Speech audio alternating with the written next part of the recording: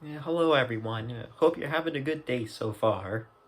In this quick video, I will give a short and simple explanation of what an ionic bond is, along with a couple of real-world examples. An ionic bond is when atoms either gain or lose electrons to help form ions that have a stable electron configuration. When an atom is losing one or more electrons, it will become a cation, but if an atom were to gain one or more electrons, it will become an anion. When this transfer of electrons occurs, an electrostatic attraction will take place, allowing for the formation of an ionic bond. One example of a molecule with ionic bonding is sodium chloride, also known as table salt. Since this atomic number of sodium is 11, it will contain 11 protons and 11 electrons. In the current state it's in, only a single electron will be in its valence shell, and if it were to lose the electron, it will form the positively charged cation Na+. The atomic number of the atom chlorine has an atomic number of 17. In the state it's in, 7 electrons will be in its valence shell.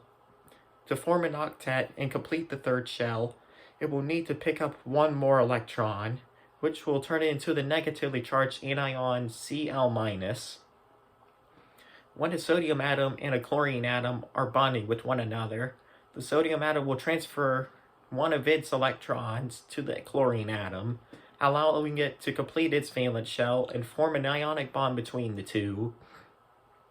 Another example of an ionic bond is sodium hydroxide, which can be used to help create a drain cleaner.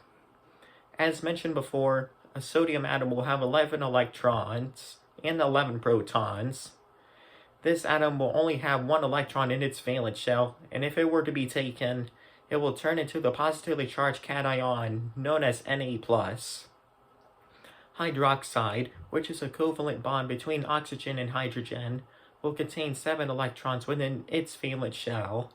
If an electron were to be added to the hydroxide, it will become the negatively charged anion OH-. Because sodium contains one electron in its third valence shell, and the covalent bond hydroxide only needs one more electron to fill in the second valence shell, these two will come together to help form the ionic bond known as sodium hydroxide.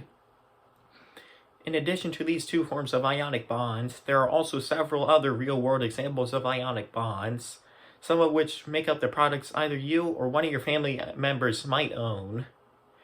One example can include the ionic bonding of magnesium and the covalent bond sulfate to create magnesium sulfate, which is what Epsom salt consists of. Another example can include the ionic bonding of sodium along with the covalent bond hypochlorite, which can help with the creation of sodium hypochlorite, which is what bleach consists of. One last example can include the ionic bonding of sodium along with the covalent bond bicarbonate to help form sodium bicarbonate, which is what baking soda consists of. And I hope you've gained a better understanding of what an ionic bond is, and I hope you have a wonderful day.